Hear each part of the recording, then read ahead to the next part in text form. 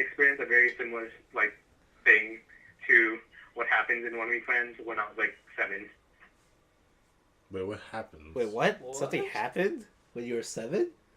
Basically, when I watched this show, for some reason, like in the back of my mind, I remember like the exact same experience that I had, where there was a girl, and basically she was basically like far from what I was at 7 years old. Like at 7 years old, I was awkward and I couldn't really do anything. But I have a question for you about that girl. What? Did she have fucking amnesia? Oh no, she didn't have fucking amnesia. Okay, that's Patrick's question. I got a question. 13 years from now, is she hot? Okay, let me explain that. I wouldn't know. Because the thing is, like... That's a new... Well, actually, you know what? If you're listening to this... Which you aren't. If you're listening to this, Lauren... Which you aren't. That's her name. If you're hot now...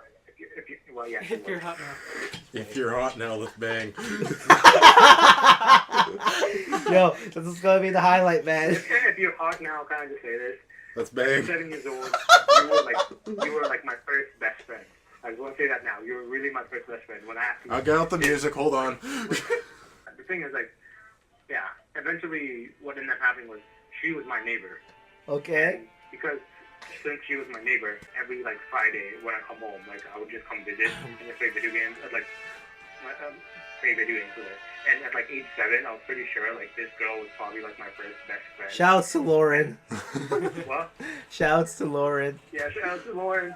Like after I learned how to play video games with her, like basically like we became friends in school, and through her I met like most of the friends that I sort of got to know in like elementary school, and like yeah, basically through her I learned how to talk to people. It was so abrupt that I really didn't have much time to say goodbye.